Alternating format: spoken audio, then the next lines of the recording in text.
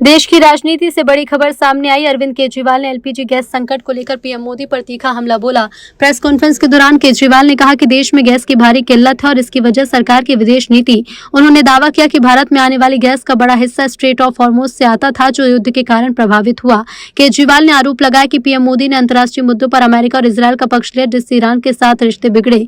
उन्होंने कहा कि पीएम मोदी का कोई राज डोनाल्ड ट्रंप के पास है। केजरीवाल के मुताबिक गैस संकट का असर उद्योग और रोजगार पर पड़ रहा है। उनका कहना है कि कई राज्यों में होटल और छोटे उद्योग बंद होने के कगार पर हैं। इस वक्त देश बहुत गंभीर संकट से गुजर रहा है। पूरे देश में एलपीजी गैस जिसे हम बोलते हैं, जो घरों में खाना बनाने के भी काम आती है, रेस्टोरेंट में, इंडस्ट्री में, तरह तरह से लोग इसका इस्तेमाल करते हैं। एलपीजी सिलेंडर का, गैस का, इसकी देश में भारी किल्लत हो गई है। और उसका कारण है कि पूरे देश में जितनी डेली प्रोडक्शन होती है उसकी 50% प्रोडक्शन कम हो रही है, 50% प्रोडक्शन कम हो रही है। ये कैसे, मैं आपको थोड़ा समझाता हूँ।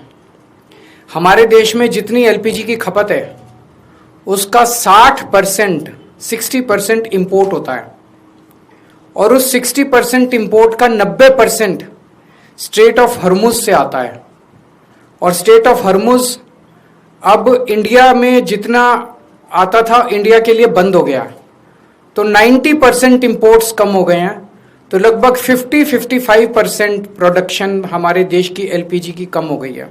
इसका सबसे ज़्यादा खामियाजा इस वक्त इमीडिएटली रेस्टोरेंट्स और होटल बर्दाश्त कर रहे हैं।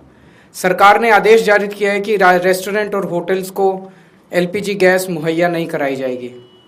रेस्टोरेंट्स एंड होटल्स एलपीजी की स्टॉक नहीं रख सकते, वो उसको स्टोर करके नहीं रख सकते क्योंकि सेफ्टी कंसर्न्स होते हैं।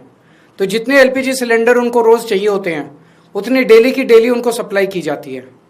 तो अब एकदम से अगर एलपीजी बंद हो गई तो उनके पास तो 2 दिन का भी स्टॉक नहीं है, 1 दिन का भी स्टॉक नहीं है।